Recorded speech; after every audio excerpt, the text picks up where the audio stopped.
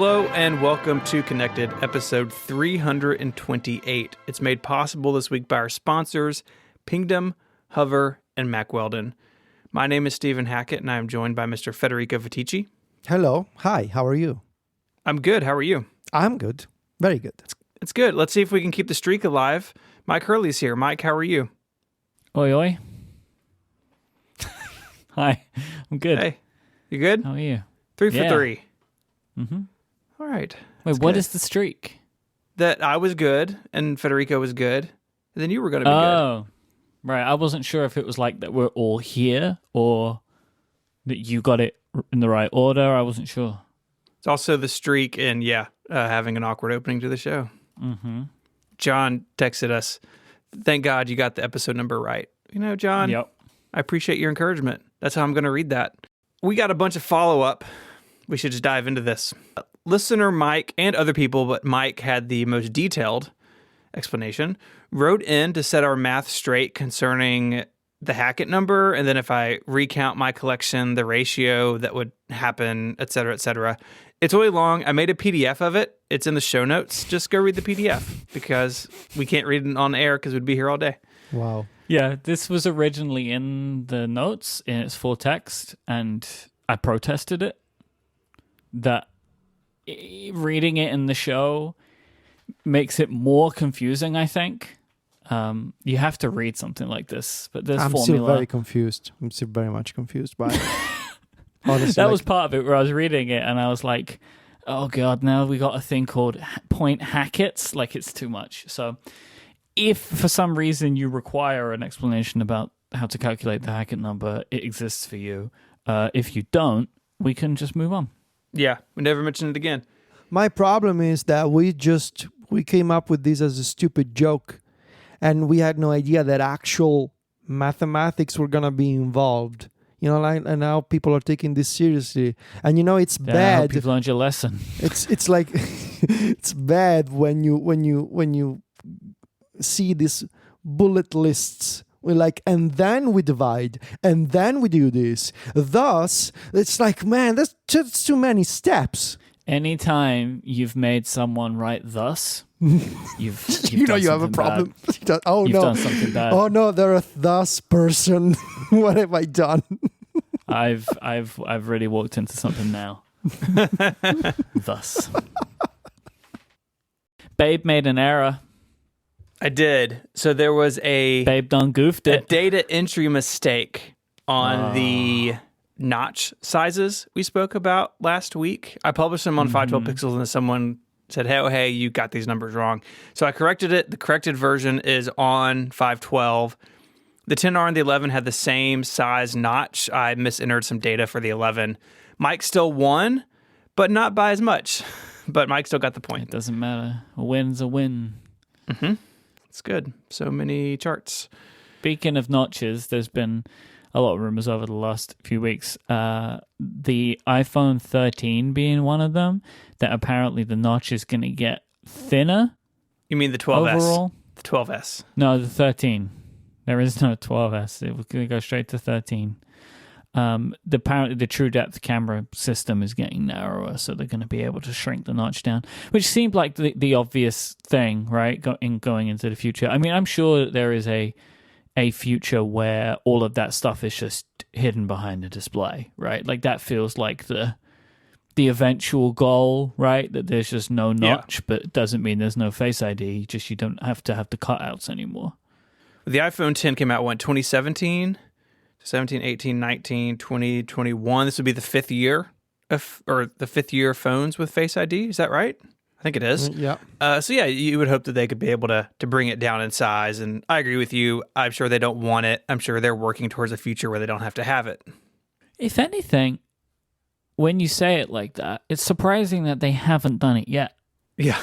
Yeah. It's like quite a long time for Apple to not like. They haven't really advanced this technology in any great way, right? I mean, really the only change that's come to it that I can think of is on the iPad, it's rotation agnostic, but that I don't think that ever made it back to the phone even. No, it's not on the iPhone. Yeah. No. I don't know why that is. Like, why? It's peculiar, right? It is. It's interesting that they haven't made any significant leaps. Like, the most that they ever got on the phone was being a little bit faster. Like, they've yet to have that, like, Touch ID 1 to Touch ID 2 kind of jump, right? Where, like, Touch ID 2 was just, like, so much faster than the original version. It makes me wonder that if in the early days, like, it may be some sort of a miracle that it shipped at all. Interesting. Right? And maybe they have been working on it. It's just seeing that progress is down the road a little bit. It was complicated at first. Yeah. Yeah. Sure it was.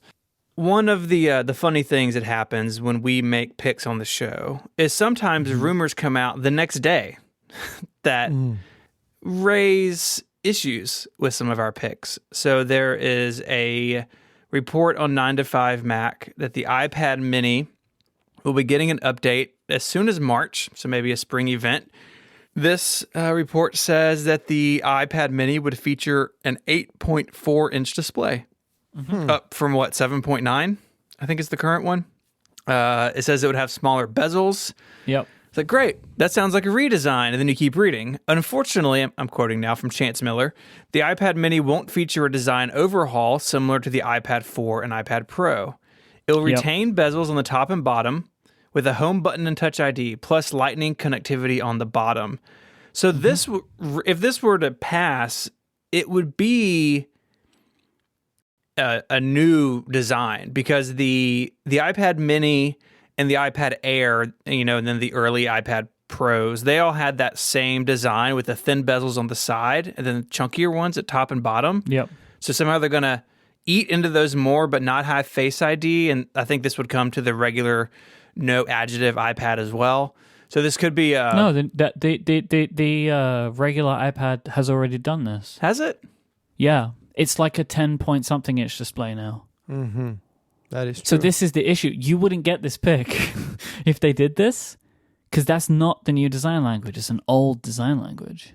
It's the original. I mean, if you look, okay, so I'm looking at the current iPad. They made the device bigger as well. Like, those bezels aren't drastically smaller than they were before they went to a bigger screen.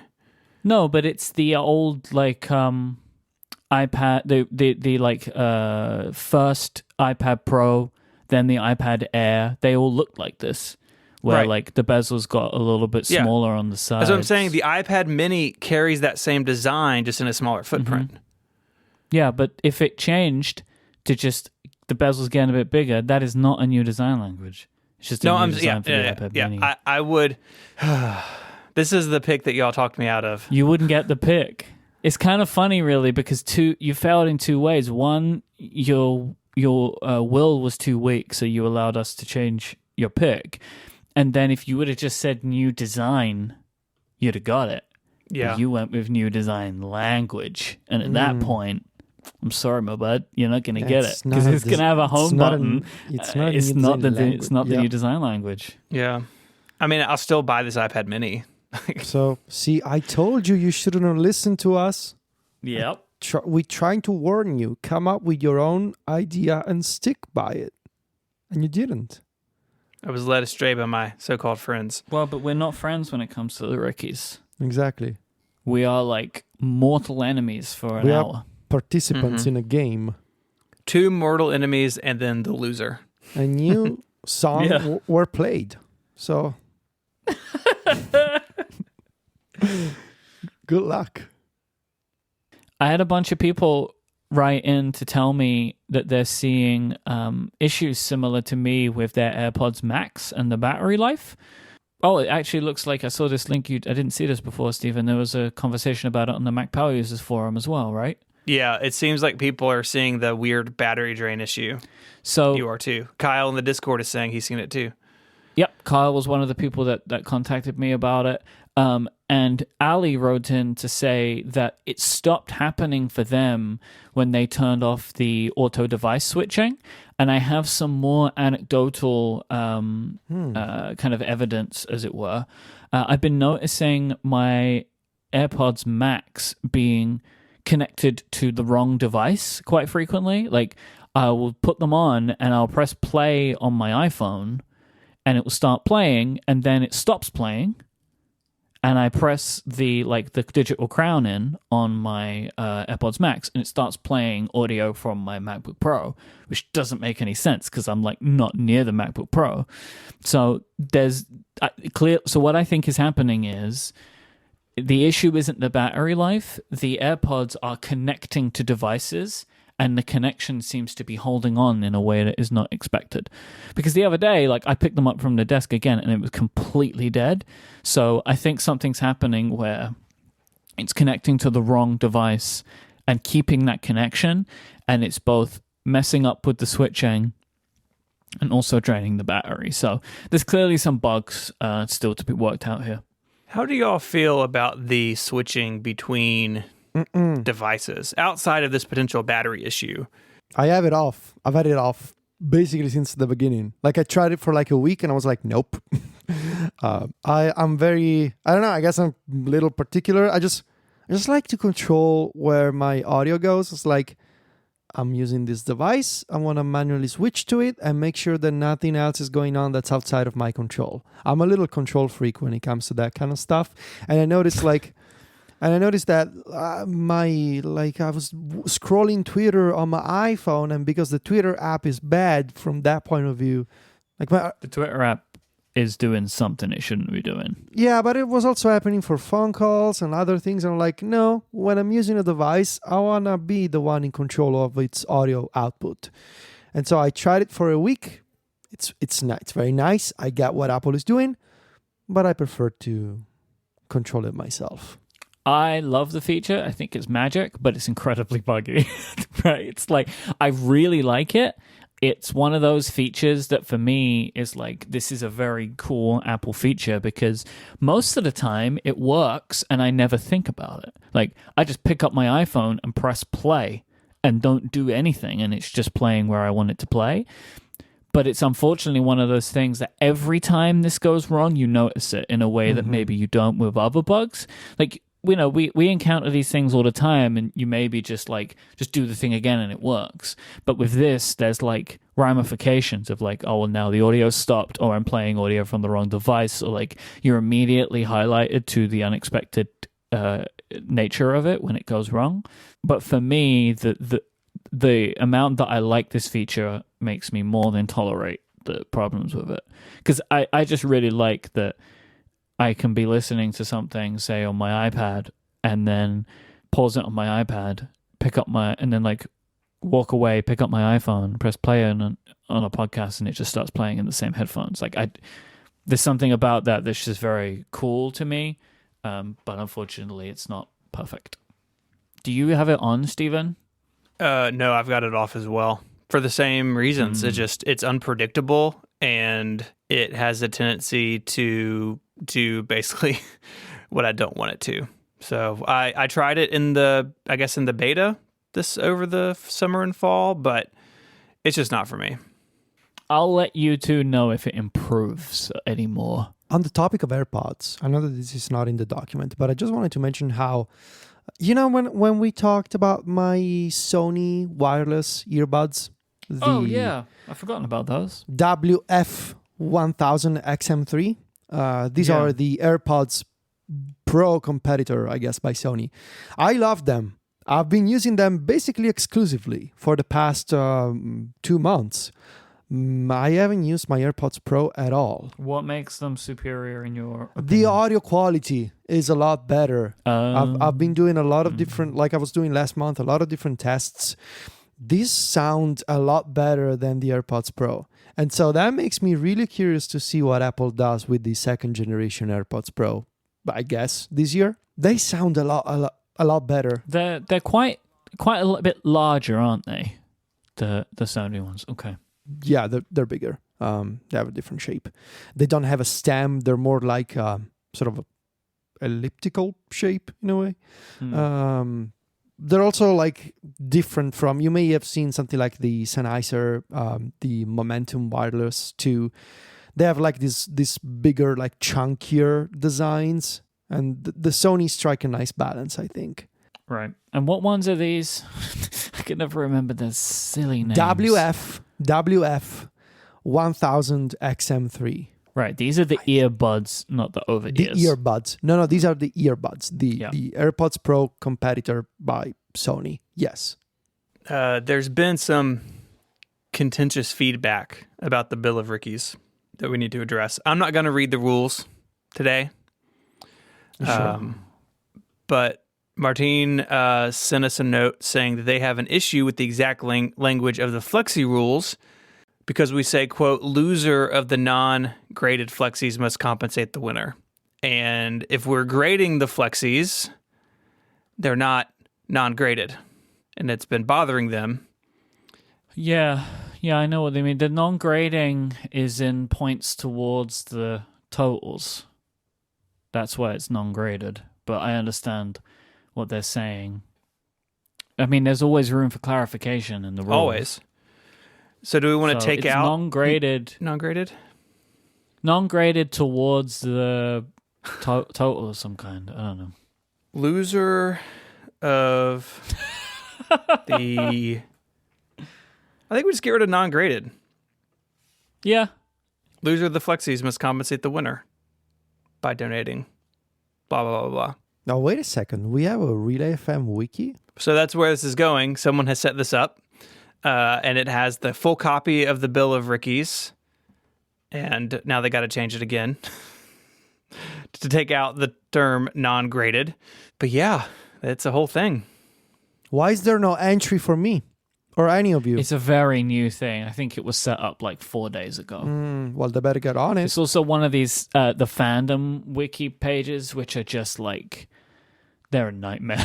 They're a nightmare to use because they're like, it's like covered in wild ads all the time. But it's very nice as the thing to exist. I like a living document on the web of the Bill of Rickies. That's very useful for people to follow along. I know people love when the rules are read. I am worried about vandalization of the Bill of Rickies, but Right. Well, the one true copy is in the Google Doc. yeah, we have it. We Yes. hold Right. And I've started doing a date. So it last amended January 13th, 2021. it. Ooh, very nice, very official. So, and with Google Docs, we have the full history. So Nicolas Cage can try to break in and steal this original document, but it's safe and sound in our Google Doc. Okay, let's take a break, and then we're going to get into some tiny topics. This episode is brought to you by Pingdom. Do you have a website? Both of you do. I know, I do. Well, if your website has a shopping cart, registration forms, or contact us pages, you need Pingdom. Nobody wants their critical website transactions to fail. That means a bad experience for your users and could mean lost business for you. But the good news is you can set up transaction monitoring with Pingdom. It will alert you when things like cart checkouts, forms, and login pages fail before they affect your customers and your business. Pingdom will let you know the moment any of these fail in whatever way is best for you. You can customize how you're alerted and who is alerted depending on the severity of the outage. Pingdom cares about your users having the smoothest site experience possible, so if disaster strikes, you'll be the first to know. It's super easy to get started. Go to pingdom.com/relayfm right now for a 30-day free trial with no credit card required. When you sign up, use the code CONNECTED at checkout to get a huge 30% off your first invoice. Our thanks to Pingdom from SolarWinds for their support of the show and Relay FM. So you're working on a weird series now. Yeah, I'm reliving the past because the present's a bummer. Okay. Is that really does that qualify as new in your life? No. So I am doing a series this year on the blog about 2001, which was a really momentous year in Apple history. And so as things happened 20 years ago, I'll be covering them. I started last week recapping Macworld San Francisco, which had a bunch of really big announcements, including the ship date for OS X, the Titanium PowerBook, the first Super Drive, and then a little app called iTunes, and its much more successful sibling iDVD. iDVD. This was where you made DVDs, right? That was iDVD. Yep. So before this, you could edit in iMovie for a couple of years, but then you just had them on your computer. And now you could compress the video. You had to have a G4 to do it. Compress the video, burn it onto a DVD, and the big deal was that was then playable on like a regular consumer grade DVD player. So you could make a movie and, show it in your living room. I know I used iDVD, but I have no memory of what I would have used it for. I think it may have just been for the sake of using it, like just having wanted to make a DVD with iDVD. I used it quite a bit at this job I had in high school, and it had a good feature. I don't know when it was added, but you could then burn subsequent discs without having to re-encode the video, which was awesome because the encoding is what took so long. And, you could make little menus and stuff. So I went over all of that, and there's a bunch more coming up. I have a whole list and Todoist of things. There's some stuff coming up next month we'll talk about. Like, I know that 2001 was 20 years ago. It was. Right? So, that's why you've picked it. But, is that the only reason? Is there a specific reason why 2001 is interesting and you decided to do it? Or did you just have the idea and then decided to go back for 20 years? A little bit of both. 2001 is important because it's the year OS X launched publicly. They had the public beta in 2000, but the first, finalized version of Mac OS X shipped in 2001. And it really is the year that the whole idea of the digital hub really started taking shape. That your computer would be at the center of your music and your movies. iPhoto would come along in 2002, but a lot of those core concepts that really defined the Mac experience, in some cases until today, have their roots in this year. So I had thought about this before, but it was about halfway through 2000, and so it was kind of too late to start, and we were doing 20 Macs for 2020. And then looking through the history stuff, I was like, well, there's so much stuff in 01, let's just do 01. So I'm happy that this is the year to do this. It's a shame there was no iWeb in 2001. I would like to. I know. Well, maybe I'll just do a whole iWeb thing. iWeb is so weird. Big news. AirTags. Okay.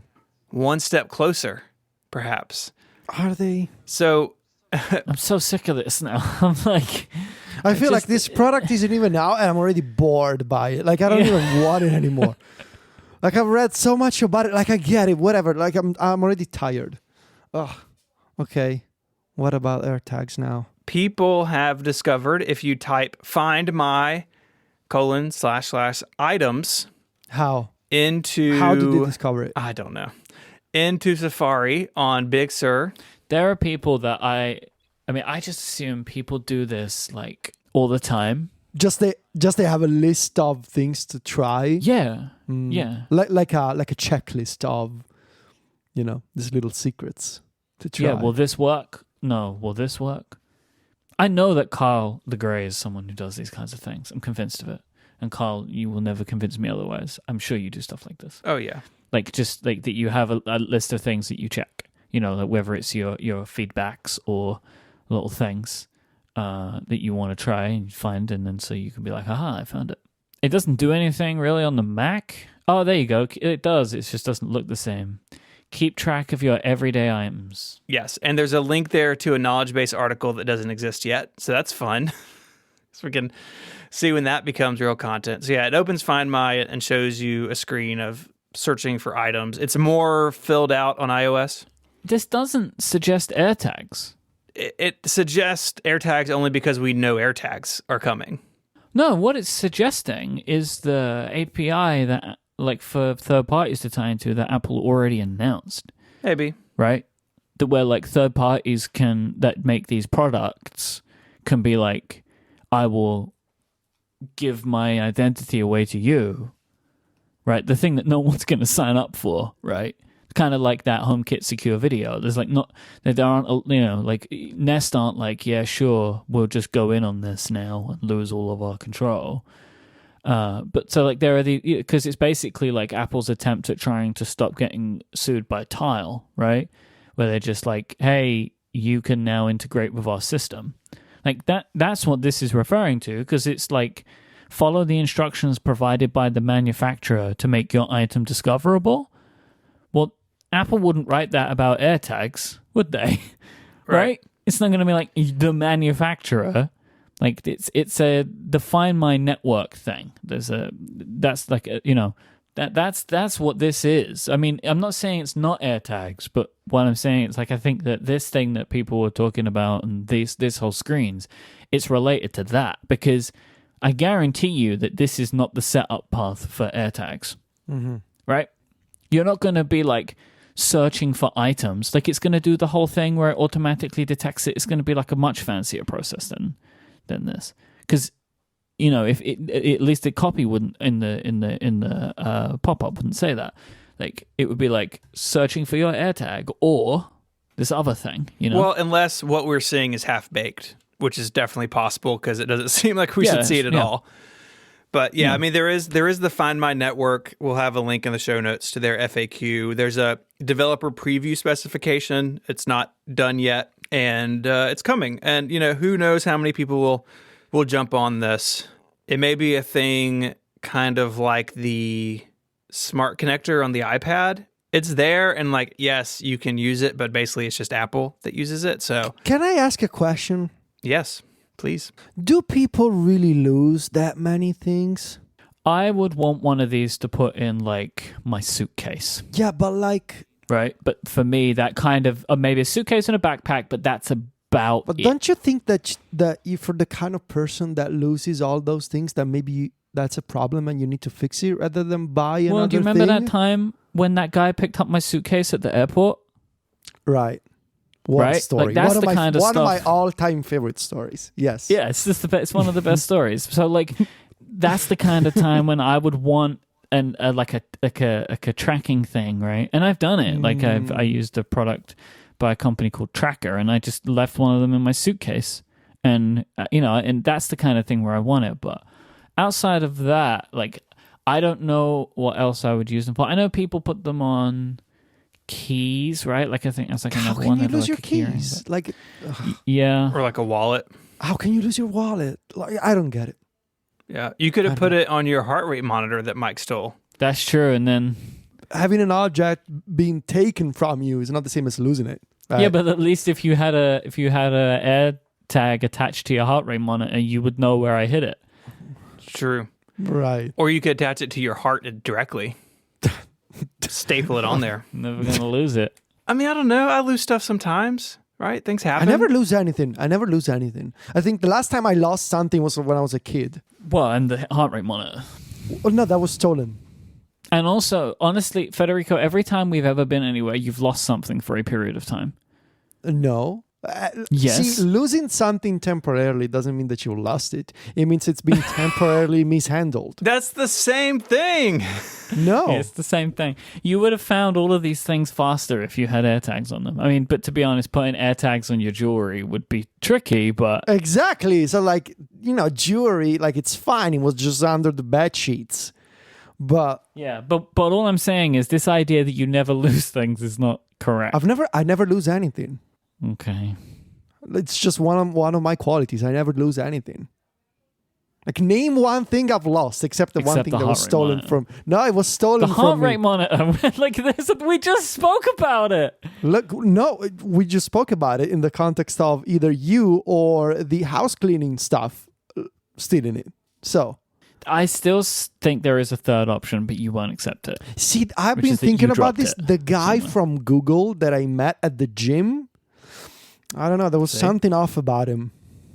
I didn't know you met someone from Google. I was talking to this Italian person who told me, apparently, he worked at the Google offices in Zurich, in Switzerland. I don't know. See, now Google's got your heart data. I've been thinking about that guy. They wanted it. They hacked you, and now Google they're going to sell you heart rate ads.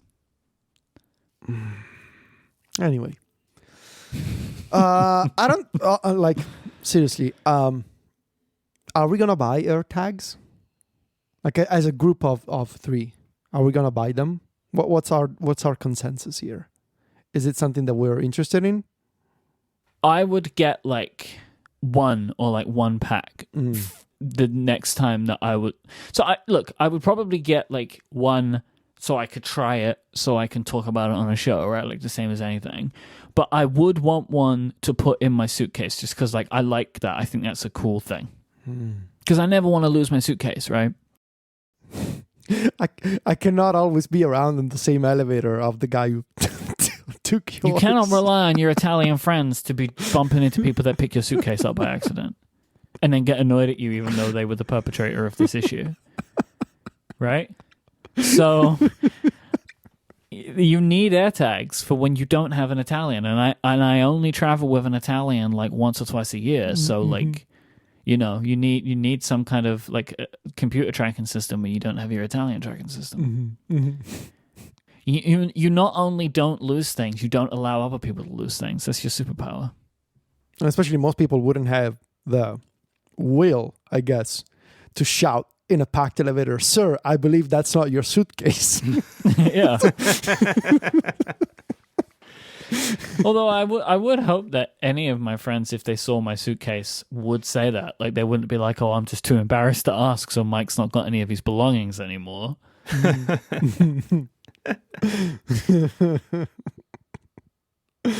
I would get them for stuff I travel with, right? Suitcase, backpack, especially our gear case. When we used to do live shows, I would put one in there. I try to make that my carry-on anytime I fly, but sometimes it's just not possible and they take it from me at the gate and then I'm very nervous the entire flight. I would definitely have one in there. I will never forget when we were doing our tour, the East Coast tour, and they wouldn't let you check it, and I was sitting on the window seat, and I watched the luggage person just launch the case over a barrier onto this like little chute, which they so easily could have overshot, and it would have landed like 20 feet onto the ground. But even just watching all of the gear that we needed for our live show just being hauled onto this chute, it's just like I just wished I never would have seen it.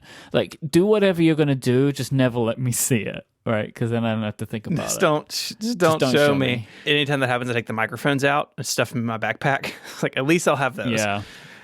But yeah, as far as everyday objects, though, maybe my backpack, but I wouldn't put one on my keys or in my wallet or anything. But I don't really, what did you say, temporarily mishandle those items very often. But, you know, maybe I could put one on each of my children so I know where they are. That's a real concern, right? I was thinking about this very thing, but for my dogs, like maybe one of my use cases would be to put one on my dog's collar when we go to the park or something, you know, as an extra precaution. In case you temporarily mishandle one of your animals. Well, the thing is, like objects, you know, physical objects, they don't have a...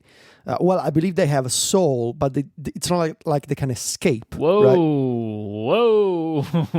whoa. Wait, no, I'm serious. Okay, Tiny Topic 2.5. Federico explains. See, souls. I grew up, when I was little, I watched the original Toy Story like hundreds of times. And I am convinced that the objects we use, they have, well, maybe not a soul, but they have an essence of some kind.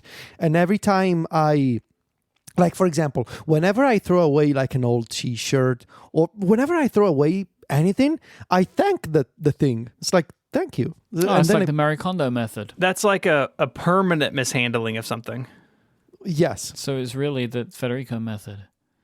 Yeah. I've been doing this forever. I also thank my home, like when we leave for the weekend. Like I say goodbye to our apartment and I thank... I've always been this way. Always. You're so beautiful. You're such a beautiful individual. It's just like such an adorable thing to do. No, but Sylvia does it too. Well, I can imagine if you lived with someone for as long as that Sylvia has lived with you, that eventually you were also just going to adopt this practice, you know? Probably. Yeah. That's so beautiful. Real-time follow-up. Federico, you have a page on the Relay Fandom site. Fantastic. Under superpowers, it says you never lose anything, may temporarily mishandle items. Perfect. I love it. Thank you. Thank you. I don't have a page. Come on. Yeah, neither do I. Well, He's the the only fact one. that you're mentioned on mine should satisfy you enough. I know. I just have one of those web pages. Never loses anything. May temporary. This is perfect. Oh boy. Wait. There's a. Why is John Voorhees texting us, saying that page is full of lies? Because he knows you lose things. Because he's traveled with you. Because he also knows you lose things. Yeah. Never lose. I can't recall the last time I lost anything. Like lost implies that it's forever lost, right? No. I wish Sylvia listened to this show.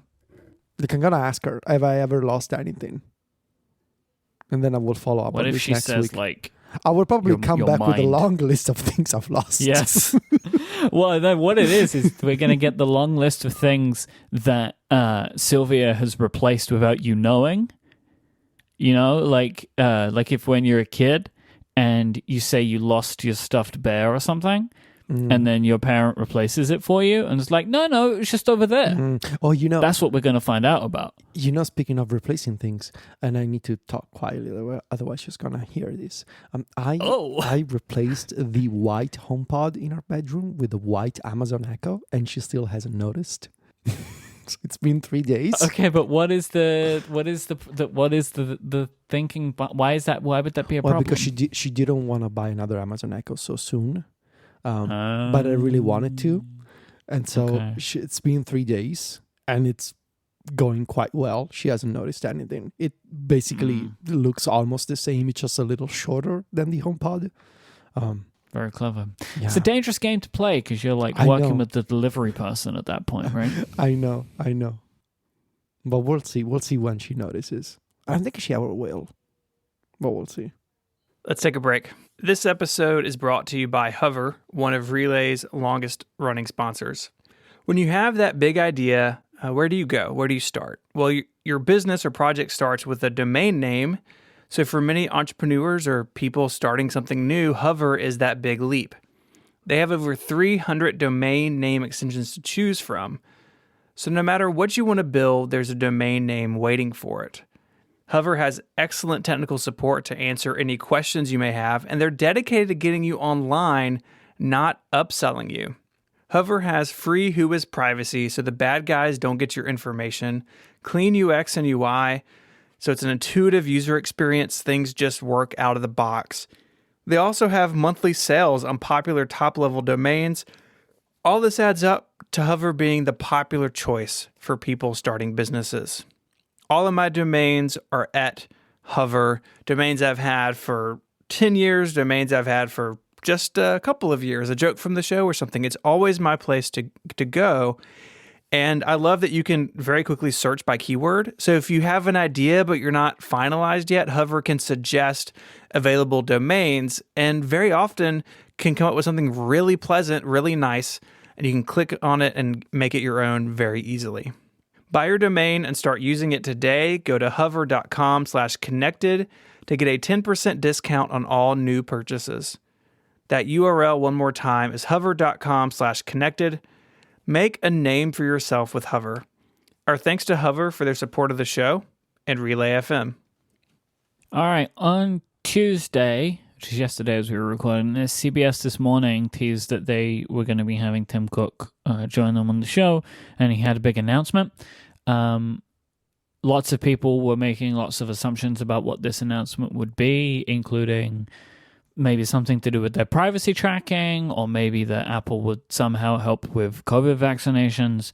But it was none of those things. Apple have spent some time today with press releases and on CBS This Morning talking about some of the donations they're making and the initiatives they're undertaking as part of their racial equality and justice initiative. This is something that they launched in 2020. And they kind of spoke about it, said they were committing some money to it, and now they've listed a quite large selection of things that they're going to be putting this money towards. I want to detail them real quick. It's going to take me a couple of minutes because there's quite a few things, but I thought it would be worth at least putting them in the record here. So they've made a $25 million donation to the Propel Center, which is a new hub for students at historically black colleges and universities, which I will now abbreviate to HBCU, which this is they have like courses and tracks focused on different levels of technology, art, and business, and experts within Apple are going to be helping to shape the courses in some of these areas.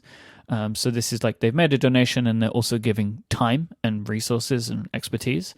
They've made 2 new grants to help HBCU colleges of engineering develop their silicon and hardware engineering curriculum in partnership with Apple's experts. So colleges in these fields are going to be getting some help from them.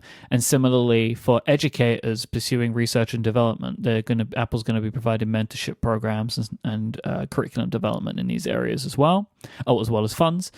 Later this year, Apple will open an Apple Developer Academy in Detroit. This is the first of its kind in the US. They've had these in areas around the world. I know there was one in Brazil. I think they've had one in a few other places. Federico, did they have one of these in Italy? There's one in Italy, Naples, yes. Yeah, yes. So this is the first one in the US, and I've picked Detroit for that. In February, Apple will host the inaugural cohort of its Entrepreneur Camp for Black founders and developers. This is something that's already exists, I believe, and they're going to be doing a virtual kind of course experience. They're going to be doing like one-on-one guidance from Apple engineers and mentorship with Apple leadership.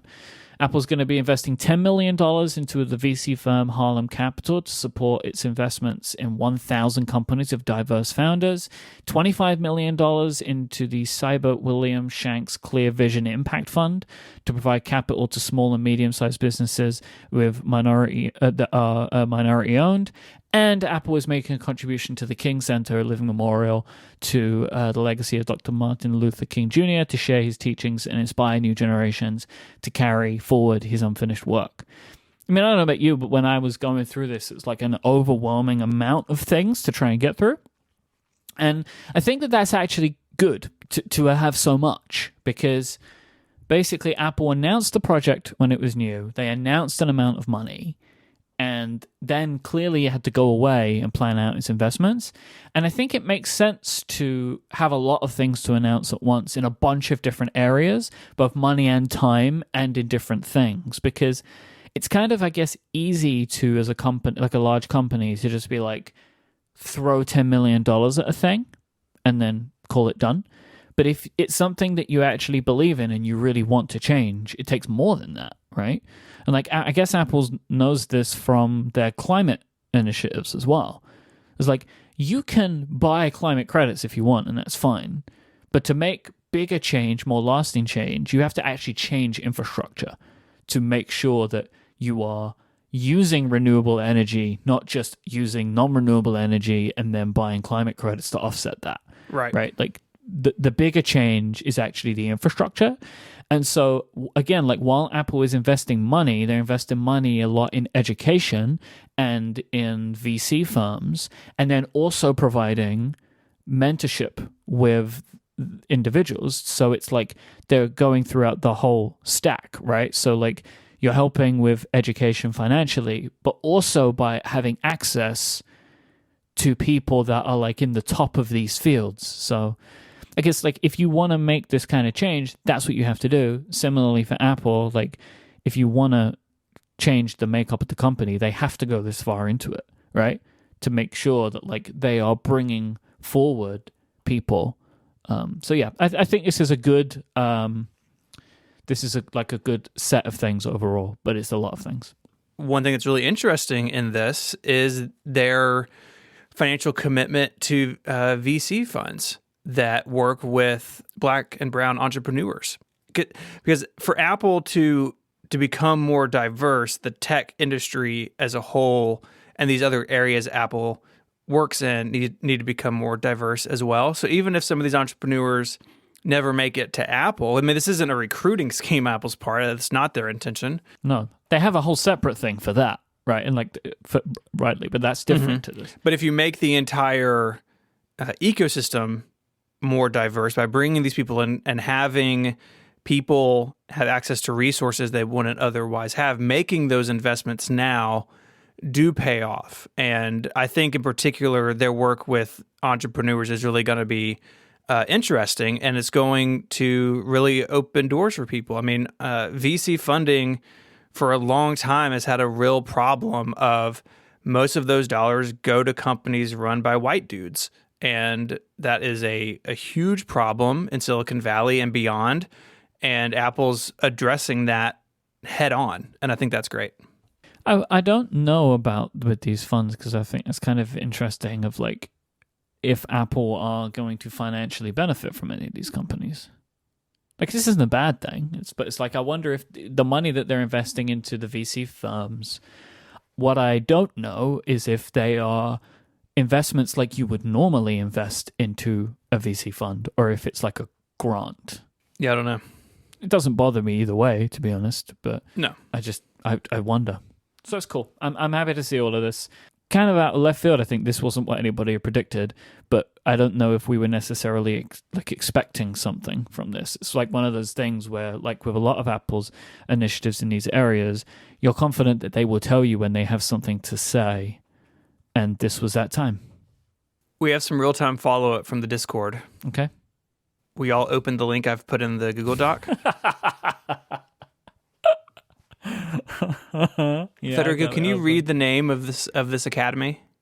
What is it? It's the Apple Developer Academy in Italy. What is the name of it? Well, that's in Italian would be Federico II. He used to be the king of no, I'm gonna say something stupid. No, see, I just think what this means is Apple's trying to fund the next Federico. They want the second Federico. It's the school of Federico II. It's Federico II. Yeah, they're trying to make the bigger, better Federico, and Apple's like plowing money into this campaign to get Federico II. I'm looking at the Google Street View of this place. It's very nice looking. Screw them. Federico 1.0 is still working perfectly fine. This is like tapping straight into your idea of staying young, right? That's Apple's right. already trying to find the next Federico. Yeah, good luck with that. This one's got a lot of life in him. No, what happened is as soon as he switched to Spotify, Apple's like, well, we need a Federico too. That one we've lost. That was the tipping point. Man, this website is not great. It's not great. Not a great website. Perhaps they should have considered a web developer academy instead. We owe our listeners an apology. I don't. Because we promised a topic for weeks, and we never did it. Months. And in that time, the topic died.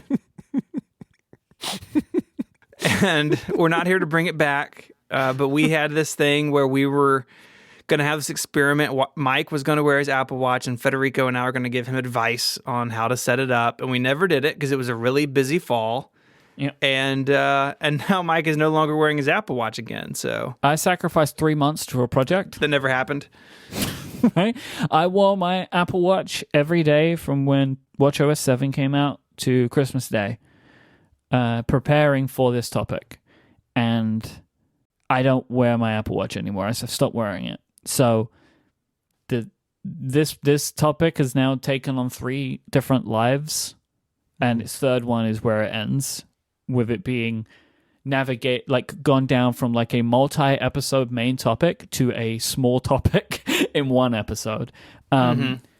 So here's my feeling about the Apple Watch as we are here in 2021. I valued the fitness stuff the most, tracking my health and tracking my steps and all that kind of stuff. Because, like your iPhone will track your steps, but the variance between my Apple Watch and my iPhone is massive because I don't carry my phone around with me all the time, but my watch is always on me, so it's calculating my steps correctly. However, the always on me part is my problem with the Apple Watch now. I have just come down to realizing that I just do not want to have a computer strapped to me all the time. I just don't want that. I do not begrudge anybody or say that it's weird or wrong in any way to want this type of stuff. It's just not for me. So I do not want technology to be physically attached to me trying to get my attention. Like, that's not a thing that I want. And as soon as and it was one of the things that I struggled with initially, was trying to work out the notifications that I wanted. And I never got it down to a level that I was happy with while still getting utility from it. So, like, at a basic level, like, do I want to be notified about iMessages? And the answer is yes. But I would also find myself frustrated sometimes that I was getting too many in a time that I didn't want them. And, like, I could put on Do Not Disturb, but then, like, when do I turn it off again? Am I going to remember to turn it off? Where, like, with my phone, it's kind of just like, I just put the phone to the side and then I'm not being buzzed about it anymore. My phone's just, like, on the sofa. It's not even making noise. Like, I don't care. Or it's buzzing and I don't notice because my phone's not with me. And, like, that's one of the other big things of, like, I can walk away from my phone. Like, I can leave it in another room or whatever.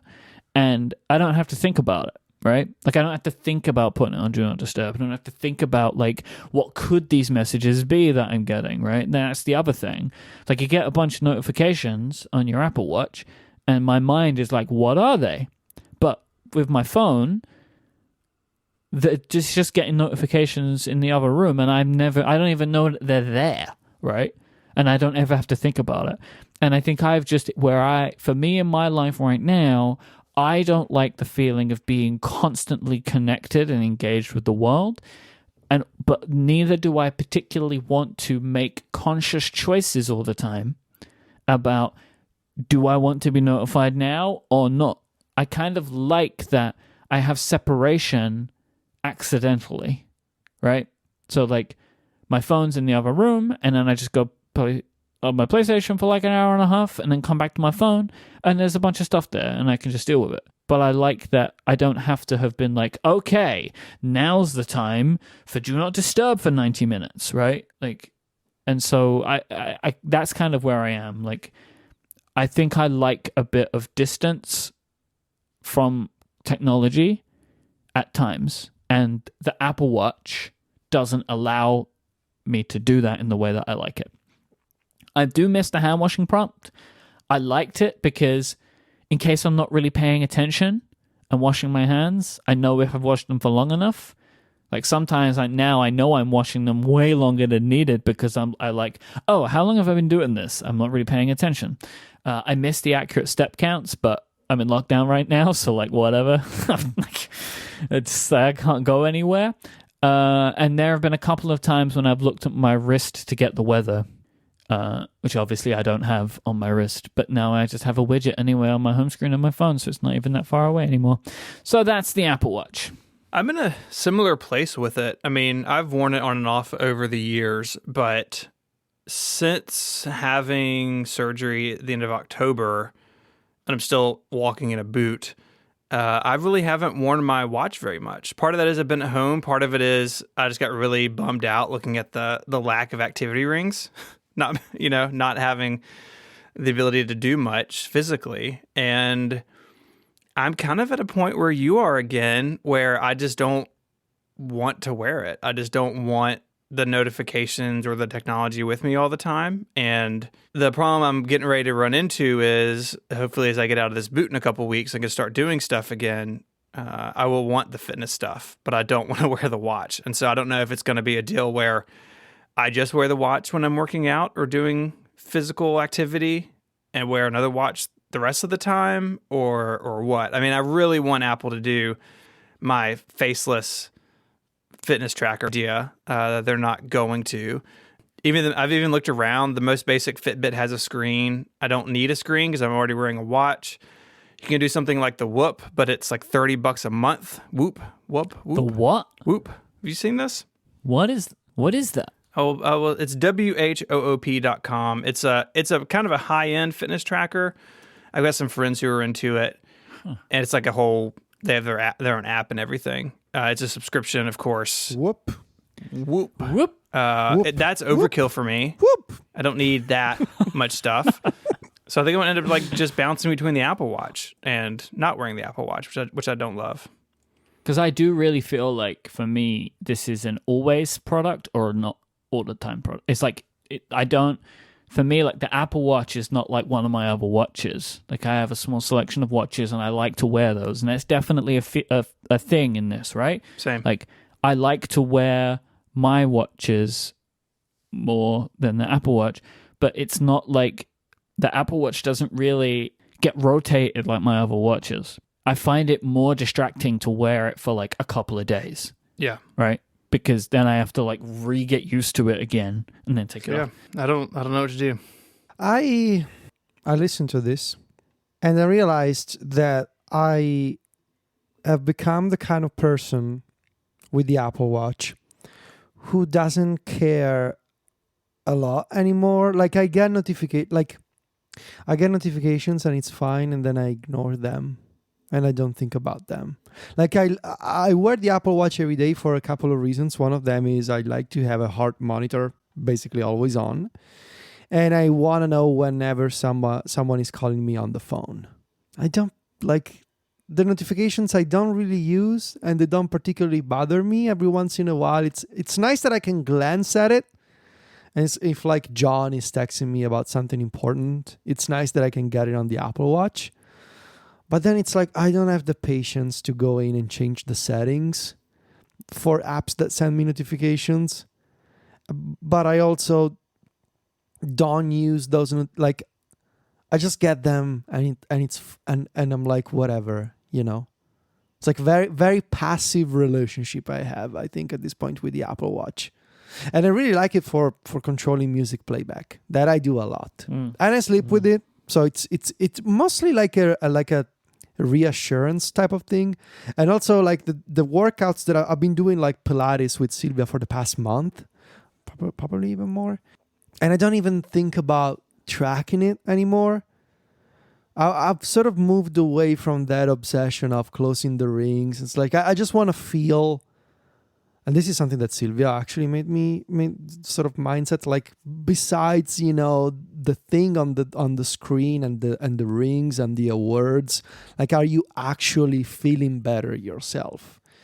And since you guys last saw me, I've lost like 9 kilograms. So it's going really well. Sort of like it's not important what the computer is telling you, but are you actually feeling better yourself?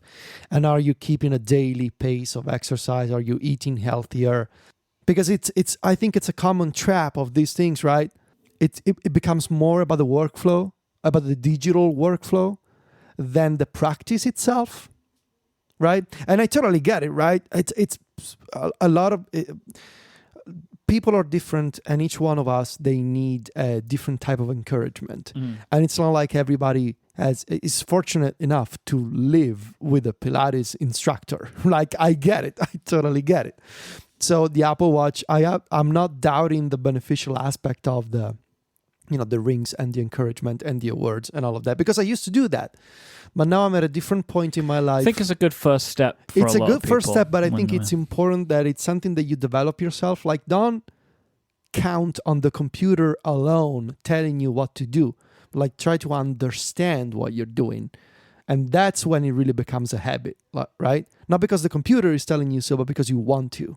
Eric Right? in the Discord also brought up I can't say this. What is this? The Oura ring? Oura. O-U-R-A? The Oura. Oura. Oura. Is this like the console? What was it called? The Ouya. Ouya. Ouya. The Ouya. Ooh, yeah. How did you remember that? We talked about it on a flashback episode at some point, so it's in my head. I figured okay. that was the reason. This is not really an option for me for a bunch of reasons. A, it's $300 to start, and I don't even wear a wedding band. I tattooed it on because I don't like things on my hands. Also, something I've lost a lot of wedding bands. And their FAQ says, we actually don't recommend you wear this while lifting weights. And I would say also bike riding, wearing a ring is very uncomfortable and potentially dangerous. So not really an option for me, but it is another alternative for some people. Might crush it. Mm-hmm. That's probably the weights thing, in case you break right. it. Oura. Let's take our last break and then go to CES. Oh, amazing. This episode of Connected is brought to you by Mack Weldon. There are a lot of things that you'd probably like to leave behind in 2020. One of those things might be your old underwear drawer. But if you're rolling into the new year with the same bunching, uncomfortable underwear, then you've got to check out Mack Weldon. Mike, tell me about your Mack Weldon underwear. I like it. I have switched over exclusively to Mack Weldon underwear like a year or two ago. I just bought a bunch and have continued to top it up over time. I think that they're incredibly comfortable. They have a lot of different patterns and styles, and really, it's some of the better fitting, most comfortable underwear that I've ever owned. So I also really like the slippers. I know people really dig the slippers. I got on the slipper train, and they're great. But they would be my number one recommendations. Is the underwear and the slippers. Whether you're shopping for socks, shirts, hoodies, underwear, polos, or active shorts, Mack Weldon promises comfort and a consistent fit. And everyone on your gift list can look and feel great. From working out, going to work, or on a date, Mack Weldon is for everyday life. And with a wide range of customized fabrics, your garments will keep up with you no matter what your day looks like. And don't forget about Weldon Blue, their totally free loyalty program. Level 1 gets you free shipping for life. Once you reach level 2 by spending $200, you get 20% off every order for the next year. Mack Weldon wants you to be comfortable, so if you don't like your first pair of underwear, you can keep them and they'll still refund you, no questions asked. For 20% off your first order, visit MackWeldon.com and enter the promo code CONNECTED. That's MackWeldon.com, promo code CONNECTED for 20% off. Mack Weldon is reinventing men's basics. Our thanks to Mack Weldon for their support of the show and Relay FM. CES. It is that week. It is virtual this year, but that has not stopped companies from announcing a whole bunch of stuff. And Mike went out there, he got a safari hat on and a vest and went hunting in the jungle of CES and has come back with some stories for us to talk about. Yep. Okay, so MagSafe have created some... No, wait, I did that the wrong way around. MagSafe haven't created pop sockets. Pop sockets have created their MagSafe compatible options, and it looks like it sucks. Not what I wanted. It looks like just a pop socket on a base, and then the base has a magnet in it, and that's what you put on the phone. What I wanted was the ability to have some kind of pop socket that MagSafe charging will pass through. This does not look like that. These things are going to be on sale sometime in the spring. They have a bunch of different things that they're doing that will basically have different magnets in them. I will try this out, though, once I get it. I just want to see what it's all about. But this is not what I wanted. This is not what I wanted at all. So... this was one I'd feared they would do, and unfortunately, it is what they have done. It's enormous. It's the size of the whole magnet cluster, right? The big oval. It's kind of like that Belkin thing, the car charger. If you drew an outline around the clear case, the circle and the little line, it covers all that stuff. Yeah. Yeah. It's probably about the size of the wallet. The little wallet, because that covers the whole magnet cluster too. The LG have a new monitor, which could be of interest to some Apple fans. It's a 31.5-inch ultrafine Pro, has an OLED display.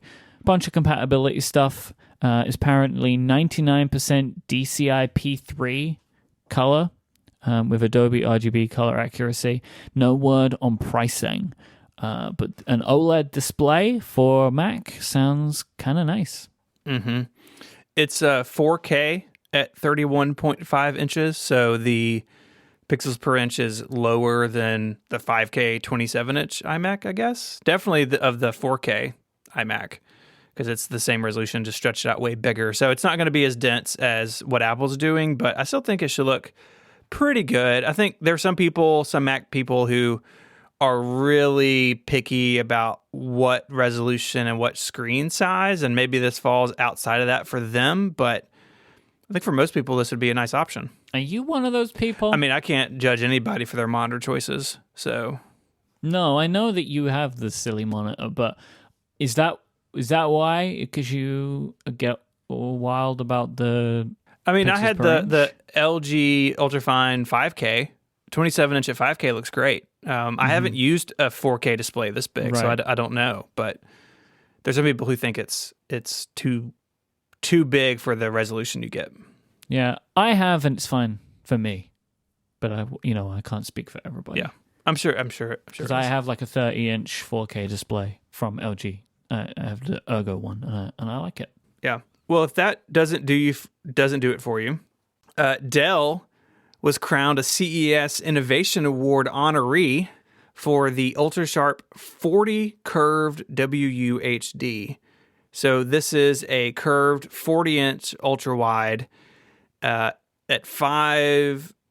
Ooh, that sounds like a lot. It sounds like a what? Like a lot. 40 inches sounds like a lot. That's like sitting inside the matrix. Enormous. 140 pixels per inch. It's 5,120 by 2,160. So it is definitely less dense than a 27-inch 5K display. But if you want a higher density widescreen, this might be a nice option. Also uses Thunderbolt, so you get lots of good stuff, 90-watt charging, HDMI for another input, Ethernet, USB-C, and USB-A, so you could use this like a Thunderbolt dock, right, and just have one cable going to your MacBook Pro. It does cost $2,100, so there's that. Yeah, the LG one, I don't know if I mentioned this, they have not said any pricing. Which means it's probably going to be $1,000 or more, maybe $1,200. I don't know. I don't know what OLED does at the price. Probably more. I think puts it up quite a lot. I think. But I think it's going to be pretty expensive. This is one of particular interest to you, Federico, I think, maybe of all of the things here. This is one of the more cool products that I've seen. Yeah, I've seen this. In this space. It's the Kensington Studio Dock for iPad Pro. It is a stand. I guess it's somewhat reminiscent of the Pro Display stand. It's basically just like a block in an L shape, It allows for a vast array of expandability for the iPad Pro, including 3 USB-A ports, 1 USB-C port, a HDMI 2.0 port, a 3.5mm headphone jack, SD card reader, and gigabit Ethernet port. You would magnetically attach the iPad to the stand, but then there's like this kind of USB-C thing that you kind of clamp into the side of it, which provides you with all the expandability. You can rotate the iPad into portrait or landscape orientation on the dock. The viewing angle can be adjusted, but not the height. It also has, this is a theme of stuff that we were talking about this week and a lot more in a minute, a built-in Qi charger in the foot. Right. So you can charge your phone and your AirPods. It's big enough for 2. You can get an optional Apple Watch charger for this thing as well. No pricing or availability details as of yet, but I think this product looks really great. Yeah. My issue would be that it's not high enough. I would need to put it on top of something, but I would happily do that because from an expandability perspective and stuff, like this is like if you are a person who uses an iPad like as a workstation, like this really looks like a fantastic product. Yeah, it looks really nice. Too bad about the height, the height adjustment. Yeah. But everything else, I mean, you combine this with a Magic Keyboard and a Magic Trackpad, it looks very nice. Like I would have to put this on like one of those iMac stands or something, because this is what I have. My iMac is on one of those stands, like you get like the 12 South stands or whatever, because I don't do the iMac on its own is too low down. You need to raise it up for me to be ergonomically comfortable. But this is a product I would happily do that kind of thing for because I think everything else that it has around it is good. And yeah, you can get something nice and tasteful that fits in with Apple's overall design aesthetic, like because this does. It's like aluminium and stuff. So you could very easily put this on top of something and it would be a higher eye level. I think this is a fantastic product. I don't know about you guys. When I see stuff like this, I'm like, do you know something I don't know? What do you mean? Kensington, like this is quite advanced as a package, right? How many iPad users need 3 USB-A ports, 1 USB-C port, a HDMI 2.0 port, an SD card reader, and gigabit Ethernet for their iPad? What are you getting at? What I'm saying is I don't know. I'm just like, do you know? Is Kensington aware of something that I'm not aware of when it comes to the iPad? I just think they want to give you all the options and ask you for a lot of money. That's probably it, right? But it's just like this is no availability or pricing details as of yet. But I think I like to see stuff like this. I like to see the niches and the edge cases catered for. Especially from a relatively well-known brand, not, the unknown company that sometimes pops up at CES. And it's not a Kickstarter. I was going to say, what was the Kickstarter that was sort of like this a few years ago? I don't remember. There's been a bunch of them. And also support for rotation in portrait mode. That's very nice because it gives you a lot of, especially if you're a writer, for example, you get the tall page in front of you. That's a very nice touch. Yeah, this looks lovely. Too bad. It's a cool product. Yeah, too bad I don't have enough room on my desk. Maybe I should move things around. You could make room for something like this. Yeah, probably. I thought you were going to say maybe you should move to a bigger place. You should move. Well, that's another discussion. But yes, also that. Loads of new MagSafe charging accessories. Basically, tons more docks. So Anker have more. If you want another Anker dock, you can get that. It's basically very similar to the one we spoke about last time. Belkin, so it's got all of the drawbacks that the Anker one has, right? The one thing I believe Anker announced that I really want is the MagSafe external battery pack. I believe it's mid. I did not see that. There is, I believe it's somewhere in the roundup that we did, in fact, a few minutes ago on Mac Stories. John put it together. I am almost, I've seen it. So let's see. Apple product accessories. There is one that I really want. Let's see. Available. I don't see this. Available. Yeah, there's a link to Mac Rumors. Oh, here it is. There's a link to Mac Rumors. Available in February. It's a MagSafe battery, 10,000 milliampere battery. Is it real MagSafe or fake MagSafe though? Because Anker are making all fake MagSafe products at the moment. It's gonna be another fake MagSafe, So isn't it? Slow charging. Yeah. Well, it doesn't have to be.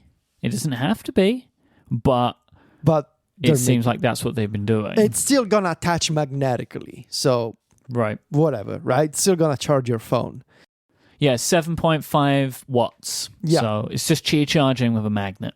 But the idea is nice. I guess it would be even nicer to have an actual MagSafe battery that charges at 15. Yep. That would be sweet. And you attach it and you pop it on and you charge your phone and then you remove it. That would be extra sweet. In the meantime, we have the Anker version, I guess. So the Anker doing that, they have a dock now. It also has an Apple Watch charging puck on it as well. So you can charge 3 things at once. The Anker one here that is in the link in the show notes, I really don't like the look of this one. It looks almost like alien-like to me in a weird way. Do you see it? Like it's got like a base, which is black, and then it has like a kind of a stand that goes up, and it has like the ankle puck on it. But there's just something, I don't know why, I just find it kind of strange looking. Don't like that one. Belkin are back with some more products. They are also creating their own stand. This is a very popular arrangement. It's a stand that has a MagSafe on the top, and you put the iPhone on that, and then you have a Qi charger on the base, which you can charge your AirPods on. This is a $100 version, and it is an official product, so it has the full 15-watt charging, unlike the Anker ones, and unlike there's one from Satechi as well, which is cheaper, which is $59. I think it's the cheapest of these types of products. Again, it has a Qi charger in the base of it, and then a kind of a stand that you put the phone onto, and you can go into portrait landscape. But that is 7 watts. But Belkin is working with Apple and getting all the certifications that they need or whatever, so they can do the full 15-watt charging on their one. The last is GroveMade. This is a bring your own MagSafe charger. So it's just a stand, and then you bring your own MagSafe puck and put it in there. This is $120. This is another wooden thing, isn't it? Yes, it's a wooden thing. This is GroveMade's whole thing. It's wood and metal. Is steel. The base is steel, and they have 2 different wood finishes, and you put your own MagSafe charger into it. It's very expensive, $120, and then you've got to bring the thing. But if this is your aesthetic, it's a nice option. If it's your aesthetic, go buy something cheaper from Studio Neat. Yeah, but Studio Neat, I like the Studio Neats one. We just got them, but they don't have a stand version, right? Those are all lay down. Yeah, so. I just my wife Mary has had the MagSafe Studio Neat one for a while, and mine finally came in, and it is really nice because I keep my phone on my nightstand. I know not everyone does, not everyone should, but it's really nice to like be able to just kind of get the phone near it, and you know that you're charging it because the magnet locked it in. This last one makes me very uncomfortable. Yeah, so this is my left field one. This is my we're going to talk about something completely different. This is your weird CES pick. This is my weird CES pick, which... All right, so Razer, the hardware maker of mostly PC-focused products, have created a face mask concept called Project Hazel. They're showing it off at CES. It is a reusable N95 grade face mask and shield. The face mask part is transparent, and Razer is saying this so you can still see somebody talking. You can see the words that they're saying, and you can see the faces that they're making, which is nice. It has two ventilator/filters on the front, on the sides. They have a bunch of different purposes. They're ventilating the air that comes in, and also sending air out as well, so you're getting fresh air in the mask because it's kind of because it's made of like hard materials. It's less breathable, right? So you've kind of got to have some kind of ventilation system going on here. But these ventilators also have a they're speakers because they wait for it. There's a microphone inside the mask. There's speakers on the outside. So you can talk and people can hear you and you're not muffled because you're wearing a plastic, hard mask. But why? Well, hold on a minute. Of course it has RGB support, and they're working on a case option which has a UV light in it for sterilization. So I want to just try and give the use case for you here, all right? So, oh boy, this is a product of now and maybe into the future, as if this is a thing that people are going to keep doing. And it's trying to solve two potential issues, maybe three. One, it's a reusable product, right? And has sterilization. And it stops the issues of not being able to maybe hear someone clearly or not being able to understand them because you can't read their lips as they're talking. It's not a massive problem to solve, I think, but is, if you are a hardware company, it's maybe a cool tech thing to do. And I guess, obviously, it has RGB on it, so you'd look cool at a rave, I suppose. Oh boy. This isn't a... All I'm going to say is, I wouldn't necessarily rule out all products like this. I don't think this is the one for me, but I could imagine a future where we have products that are like this one. Is it? But this isn't an actual product yet. This is a CES demo. Not yet. It's a concept, but they're working on it. They're saying that they're trying to make it happen. I don't want to comment on it because it'll sound too harsh. I want you to comment on it. No, I think it's comment on it. Commendable that they're trying to do the reusable thing. Yeah. And the accessibility angle for hearing and, the microphone, I get it. That's very cool. Yeah. But also, and I'm going to put it bluntly, I don't want to look like an idiot going out with this mask. You would draw a lot of attention to yourself, yes. It's look, the nerds are out of their cages and they're wearing robo masks. It's no thanks. The thing on that, though, I agree with you for now. Let's look a few years into the future from now. Yeah, hopefully we're not wearing them anymore. Well, but we might choose to. Yeah. Is the thing. Different cultures, I understand, but the SARS epidemic in Asia created the cultural norm of wearing masks when you felt slightly under the weather. And I can already tell you that as soon as we get vaccinated here in Italy, nobody's ever gonna wear a Nobody's mask going to again. do it. Yeah, that's my, because I would like to, and my plan is to continue to be that kind of person because I like wearing them, and I think that I know that there are health benefits. You do? Yeah. I don't dislike masks, and I like the idea of them into the future. Like if I'm going on public transport, I intend to wear them. Like I would like to be able to continue doing that. But I just, as you say, I'm not sure what the rest of the world is going to do after that point. I mean, I wear them because I'm not stupid, but I don't like it. I think my thing is I don't dislike it. Right? I'm not like, ooh, please let me put a mask on today, right? Like I'm not like looking forward to it every day, but it's like I don't look forward to wearing a scarf, right? But when it's cold, I'll wear one. Yeah, I just want to go back to the way things used to be. Like honestly. Of course you do, right? Like why wouldn't you? But I'm not confident that everything is going to go back to the way it used to be. Yeah, I know. But still, going out and wearing that type of mask, you know, I've never watched a Batman movie in full, but this reminds me of that guy. What's his name? Bane? Bane. Yeah. You know, I was bored in the darkness. Yeah. Molded by it.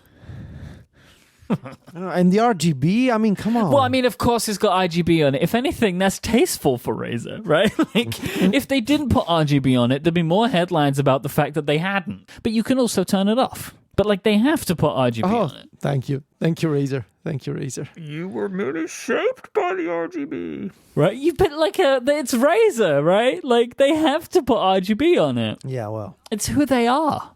I think that's it. That is it for CES. Yes. If you want to find links to the stuff we spoke about, head on over to our website at relay.fm/connected/328. While you're there, there's some fun things you could do. You can send us an email with feedback or follow-up.